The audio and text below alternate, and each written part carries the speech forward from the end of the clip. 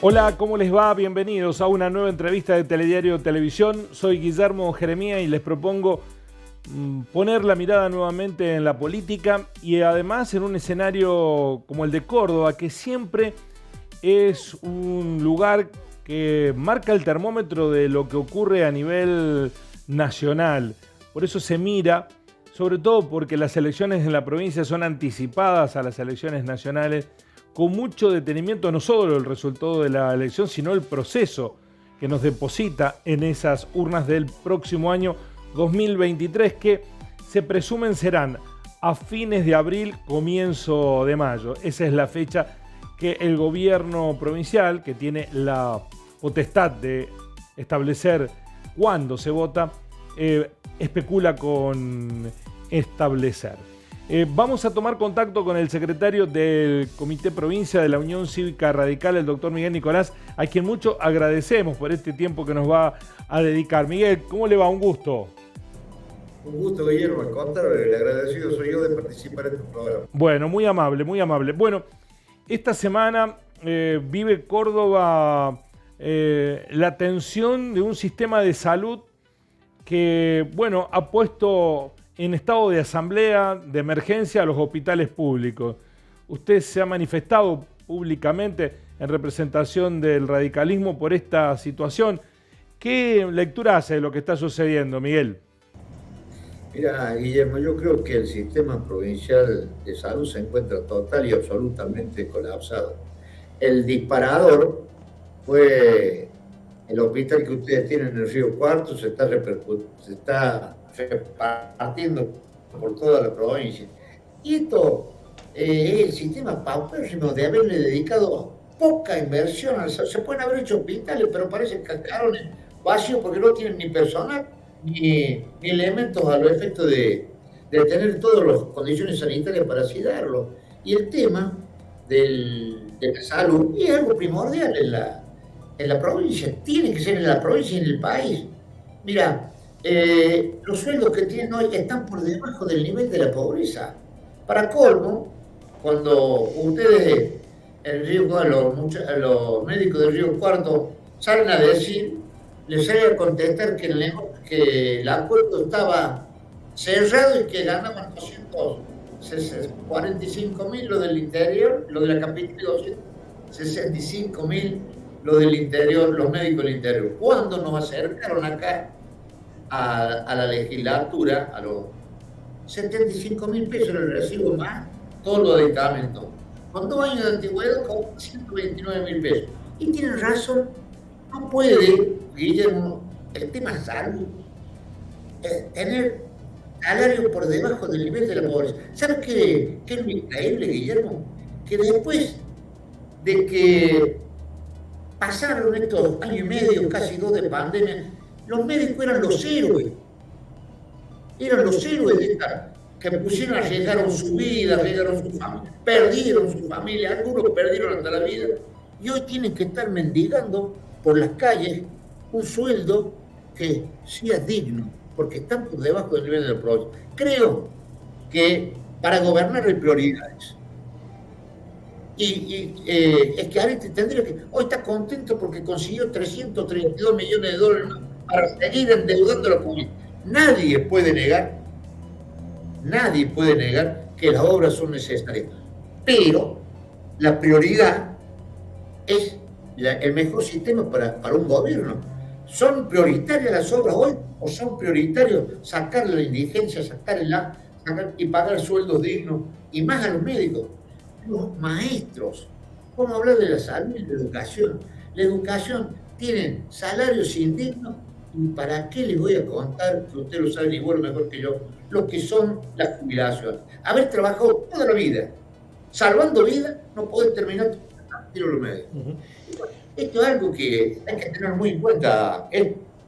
¿Usted cree que es un problema de mala gestión del sistema sanitario, de falta de recursos? Porque la ministra habló que estaban lidiando con los niveles inflacionarios. De hecho, mandaron un audio a todos los medios de comunicación y citó la palabra la hiperinflación. Para el Ministerio de Salud hay hiperinflación y por eso está golpeado el sistema de salud pública. ¿Cree que ese es el argumento?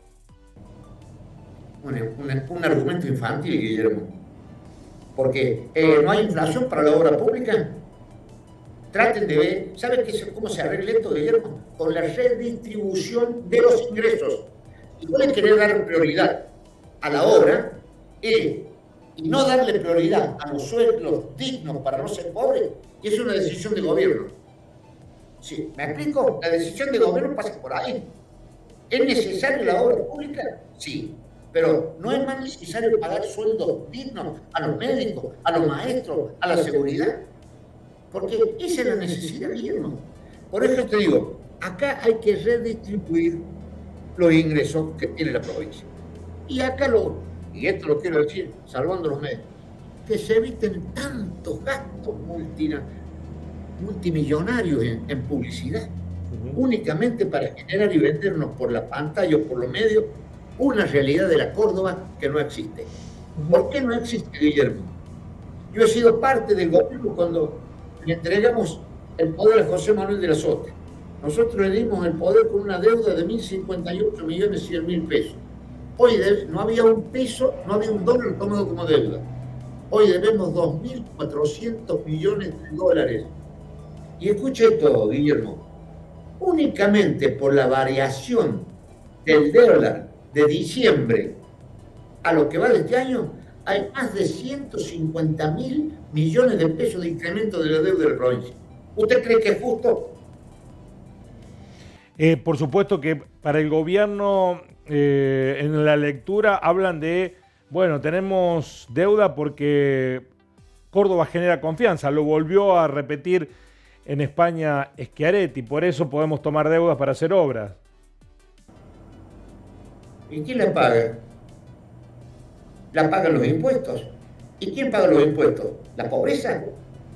Acá por eso te digo, Guillermo, que hay que tener en cuenta las prioridades para gobernar. Ahora, esta obra pública la van a pagar nuestros nietos. Porque, ¿cómo haces? Lo vas a sacar del 50% de pobreza cuando nosotros le dejamos el 20% en el año 99. ¿Ve? Ahora, Miguel, no es distinta vara. 58 millones. Hola. Sí, le repito la pregunta. No es distinta vara la que usted aplica, porque recién dice, bueno, hay que invertir en salud. Pero usted integra una fuerza política que cuando gobernó transformó el Ministerio de Salud de la Nación en Secretaría de Salud.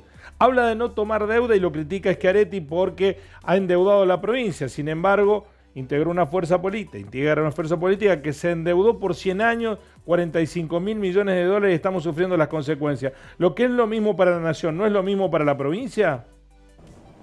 Coincido totalmente con usted, hay que ver por qué se tomó la deuda.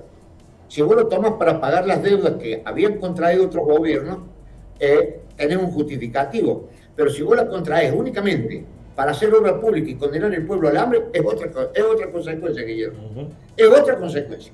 Acá hay prioridades, vuelvo a repetir el tema de las prioridades. Tenemos 50% de pobreza.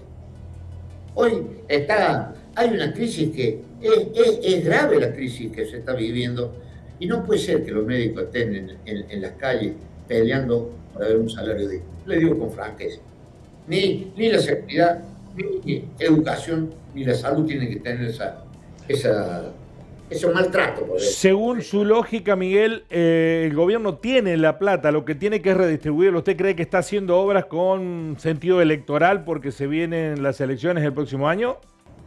¿Usted tiene duda, Guillermo, de eso? No tengo ninguna duda, que son netamente electoralistas. Mira, estamos viviendo situaciones difíciles. No sé, recién hacía la introducción, no sabemos ni cuándo se va a votar en esta provincia. Estamos esperando lo que se le decida al gobernador, que yo no puedo llegar a entender. Dejémonos de joder, la situación de la provincia y del país no está para andar especulando mezquinamente una elección. No está. Mirá lo que está pasando con Oscar González, mirá lo que pasó con el ministro de Salud, mirá lo que pasó con el ministro de Seguridad. Acá está colapsado este tema. ¿Cómo decir? Lo que estamos viviendo es lo mismo que nos venden por televisión, no es lo mismo ellos. Ujú. ¿Usted qué cree que pasó con González? Lo que ojalá la justicia lo investigue con total y absoluta independencia. Lo que pasó con González es algo increíble.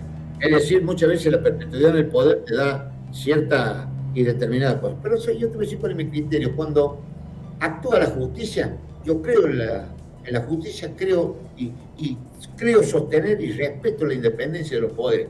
Ojalá llegue hasta las últimas consecuencias, porque hay sistemas. Nosotros fuimos los que creamos la ley. No me avergüenzo en decirlo, porque nosotros supimos en una economía, en un sistema de emergencia económica. ¿Y para qué lo hicimos? Para darle vehículo a la salud, a la educación.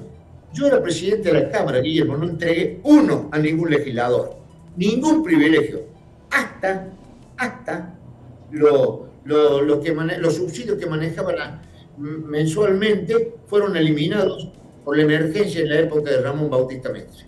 Teníamos 4 o 5 vehículos oficiales, hoy debemos superar los 3.000-4.000 vehículos oficiales. ¿Sabes qué se decía Ramón Bautista Mestre cuando era gobernador? Si querés venir a trabajar con tu auto, hágate un acta, sin para eso tenés tu sueldo.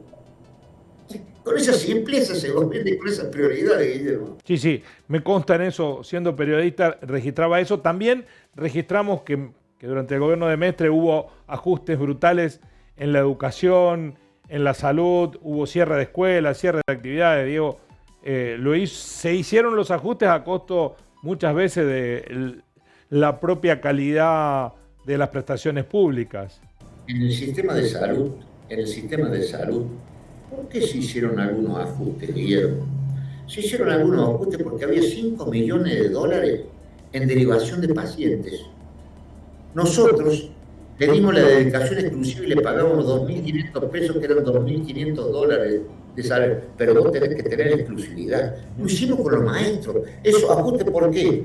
Porque por cada maestro a veces pagábamos 4 o 5 carpetas médicas, que eran otros 4 o 5 millones de dólares. En el sistema de salud se repartieron más de entre 600 y 800 mil carnes para carenciados. ¿Por qué motivo? Porque el segundo paso era darle con ese carnet que se atendieran en los sistemas públicos y en los sistemas privados. Porque no podía, teníamos clarito que no se podía. El que tenía plata hacían atender en forma privada y los carenciados en hospitales públicos. Que los equipáramos en cuanto equipo que tenían. Miguel, respecto de la situación de González, ¿usted cree que hay un abuso de privilegio? Porque también algunos legisladores de su partido recibieron los autos. ¿Aquí depende de qué se hacía con los autos o por parte de González hubo un abuso de privilegios? Yo creo que, aparte del abuso de privilegio, yo creo que es un privilegio que no tendría que haber tenido. Ajá. Y creo que los legisladores nuestros que lo obtuvieron hicieron muy bien en devolverlo. Lo que hicieron mal fue recibirlo. Pero bueno, hay cosas que muchas veces en el sistema depende de la Cámara. ¿A quién entrega los vehículos? El Poder Judicial. El Poder Judicial jamás tendría que haber dejado que un vehículo gemelo o mellizo, como se dice, ande dando vueltas para que lo use Carlos González y lo pague Guillermo, que es el titular dominial. Entonces, no puede ser. Hay una desprolijidad total, que muchas veces nos pasó a nosotros. Muchos años de gobierno se cree que la administración pública es tuya. Claro, eso quería preguntarle. ¿Usted cree que estos problemas del Ministerio de Salud particularmente, porque ha eslabonado una serie de episodios, lo del neolatán, lo del médico trucho, las denuncias por irregularidades con la compra de insumos, bueno, la renuncia posterior del ministro Cardoso, ¿es producto de una crisis particular de la cartera o de un desgaste general del gobierno de Schiaretti? Mira, yo creo que es un desgaste, pero ¿sabes qué me preocupa? Hay 2 fiscalías anticorrupción. No hay un hecho de corrupción en los 23, 24 años de gobierno. Acá por eso, y soy un tipo creyente de la justicia, reitero, porque soy un ferviente admirador de la democracia. Ahora, acá algo pasa, y yo creo que este tema del neonatal se van a despertar muchísimas cosas, o destapar muchísimas cosas. Hay que seguir de cerca, Guillermo, lo que puede llegar a pasar en el río Natal. Hay muerte de chicos y hay complicidades de funcionarios que creo que el fiscal tiene que investigar hasta las últimas consecuencias. Nosotros no opinamos en el sentido de que dejamos actuar libremente a la justicia. Ahora, si vemos, porque le estamos haciendo un seguimiento paso por paso al tema de salud, si vemos que no se llega hasta el hueso, nosotros vamos a llegar hasta el hueso. Es lo que puedo dar. Me gustaría hacerle algunas preguntas políticas sobre su partido y este proceso de deliberación en el que se encuentra respecto de cómo elegir la mejor opción para la candidatura a gobernador. Juez insiste con que sean las encuestas que definan que él sea el candidato, mientras que Rodrigo de Loredo ya lanzó esta semana su campaña, sus proyectos para gobernar Córdoba y asegura que hay que ir a internas. ¿Usted qué opinión tiene a este respecto? ¿Cómo se sintetiza esas dos ideas, Miguel? Primero quiero sintetizar esto. La relación entre Rodrigo de Loredo y Luis Juez son óptimas. ¿Qué significa esto, Miguel? Que hay un acuerdo político, porque acá cada uno, nuestro partido, puede aspirar a que sea el candidato Rodrigo de Loredo. El Frente Cívico aspira a que sea Luis Juez. Y el PRO, por ahí, te larga algunos candidatos como Santos o Laura Rodríguez Machado. Ahora hay que elegir, dentro de lo que están dando vueltas, el candidato de la coalición, que no es lo mismo que el candidato del partido. Y ahí hay un acuerdo político que esté mejor posicionado. Es el que va a llevar las propuestas que va a llevar la coalición, no solamente el partido. Porque acá lo que hay que dejar bien claro, que tiene que ser una propuesta de la coalición política que va a gobernar en los próximos 4 años la provincia de Córdoba. Y tiene que haber acuerdo en eso. Y si, como dice Luis Juez, si no nos podemos poner de acuerdo quién es el que puede llevar la propuesta o la mejor bandera, y no podemos gobernar. Yo creo y estoy convencido que va a ser esa la salida. Bien. Ahora, ¿por qué se habla de las internas? ¿Cómo elegir los candidatos de 400, 500 municipios? Acá, muchas veces el dedo no puede ser el que maneja, sino la voluntad democrática de los afiliados, quién quiere que los represente o de los que integran la coalición. Creo que es una cuestión democrática que el radicalismo siempre ha respetado. Bueno, pero Juez no quiere ir a internas, Miguel. Lo ha dicho, prefiere perder antes de ir a internas. Prefiere perder, no. Prefiere que no haya internas. Yo también prefiero que no haya internas. Lo que tiene que haber es acuerdo. Ahora, en donde no haya acuerdo, ¿cómo la querés solucionar? Democráticamente, que sean los que integramos la coalición los que le dimos. Vos me decís a mí, yo creo que hay un acuerdo político de que esté mejor posicionado va a ser el que lleve la bandera adelante. Y en eso no tengan dudas que nos vamos a poner de acuerdo. Está bien, pero ¿cómo se define el que está mejor posicionado? ¿Se consulta las encuestas con la relatividad que las encuestas? Va a haber encuestas previas, sí. Pero no son vinculantes. No van a ser vinculantes. No van a ser vinculantes, pero esas encuestas reflejan la realidad, porque aquí lo que pareciera que es inevitable una resignación del radicalismo. Tiene, ante la postura irreductible de Luis Juez, Rodrigo de Loredo o el radicalismo tendría que decir, bueno, para la unidad me tengo que resignar y no tener candidato a gobernador. Eso no va a pasar. No va a haber, no se va a hacer ni la extorsión de un lado ni la extorsión del otro. Acá lo que tiene que existir es el consenso y la realidad. La realidad es lo que nos va a decir que va a primar el consenso. Y si no existe el consenso, a ver quién es el primero el que está equivocado en el consenso, y si no se tiene que resolver por interno, nada. Pero hay un acuerdo político en eso, y quieren que les diga una cosa de la relación particular entre ambos, eso.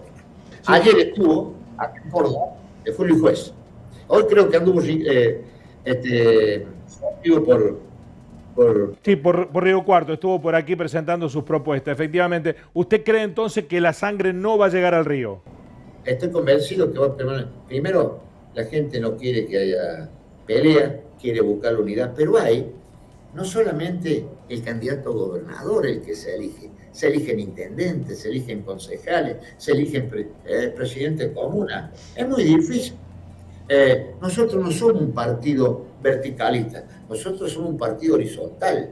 es un partido político nuestro en donde tenemos las internas, tenemos todo para la selección de aquel que pueda aspirar. Creo que democráticamente es lo mejor que puede pasar.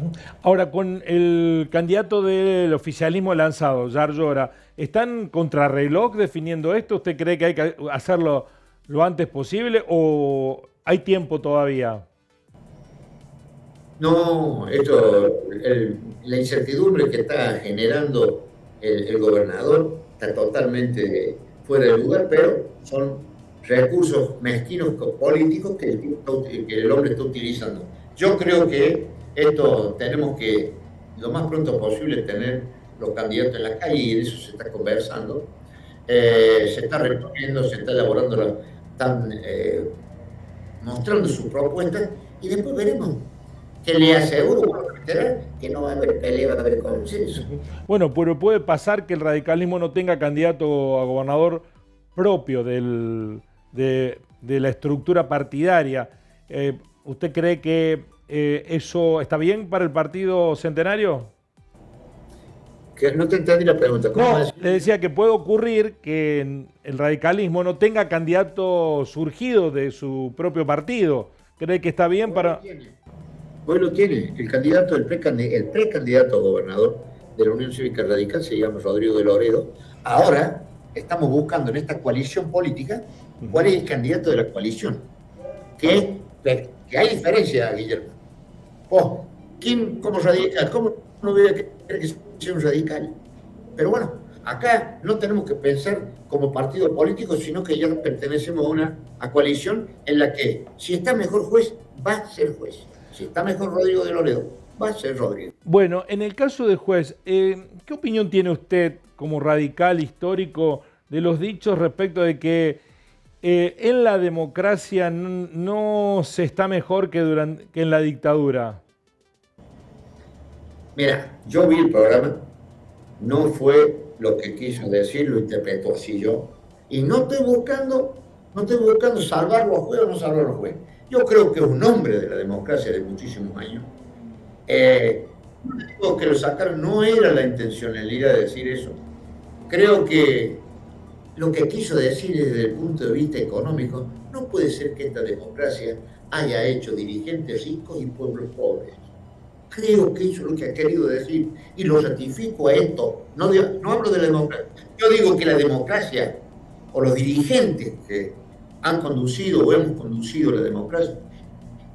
Y creo que estamos en algo, tenemos que hacer autocrítica, Guillermo. Si no, los médicos no estarían en la calle, si no, los maestros estarían padeciendo sueldos de hambre, sí, etcétera. En eso mejorar. Yo no voy a comparar, por supuesto, la democracia es la vida. Más nosotros que asumimos allá por 1983 de la mano de don Raúl Ricardo Alfonsín, que enterramos para siempre la hora de la espada, que implantamos para siempre la hora de las urnas. Y en eso es una vida de la Unión Cívica Radical, Guillermo, así que en eso no tengo la más mínima duda. ¿Usted no lo sintió como una desconsideración a esa historia del radicalismo, los dichos del juez? Porque evidentemente también los dichos son relativos respecto de lo que ocurría en la dictadura. En la dictadura, además de todas las cuestiones ligadas con los derechos humanos y la falta de libertades, económicamente al país le fue pésimo. A unos pocos le fue bien, pero a la mayoría de los argentinos le fue pésimo. De hecho, le dejaron a Raúl Alfonsín un problema económico gravísimo por resolver. Entonces, el juez no está errando en perspectiva histórica y también en lealtad respecto de lo que pasó con la historia del país. Mira, la historia del país nos dice que Raúl Ricardo Alfonsín recuperó la democracia de las manos de los que no tenían que estar. La historia nos dice que nosotros gobernamos este país, esta provincia durante muchísimos años, de acuerdo a los resultados que tuvimos electoralmente. Y se han producido transformaciones de los otros gobiernos también, en donde nosotros debemos tener una cuota de responsabilidad, Guillermo. No solamente el Frente de Todos, o de la Rúa, o Alfonsín, o acá, Angeló, Mestre y el peronismo. pero lo que estamos viviendo últimamente, y yo creo que está dejando mucho que desear Guillermo en el sentido de que se ha empobrecido la Argentina. Se ha empobrecido la Argentina. Vuelvo a repetir, y eso es sumamente grave lo que está pasando. Y no me digan que eso no es una deuda de la democracia. Estamos en deuda. Porque el 50% de pobres, cuando teníamos el 20 al 25% en el año 99, algo ha pasado de ahí hasta acá. Algo ha pasado, Guillermo. Entonces tenemos que verlo, porque si no vemos la enfermedad, no le vamos a encontrar remedio. Miguel, muchísimas gracias por este tiempo que nos ha dedicado y por intercambiar ideas en la entrevista de Telediario. Muy amable. Muchísimas gracias a ustedes. Estoy a disposición, Guillermo. Un gusto. Miguel Nicolás, el secretario del Comité Provincia de la Unión Cívica Radical, analizando dos escenarios. El de este día, en donde las protestas fueron generales en los distintos hospitales de la provincia de Córdoba, y también el escenario político electoral que está próximo. Ya sé que el Mundial nos absorbe la atención, pero Córdoba va a ser de las primeras provincias que irá a las urnas en el 2023, y eso carga de tensión a la elección cordobesa. Gracias por estar ahí. Nos encontramos en una próxima entrevista de Telediario Televisión. Así son las cosas.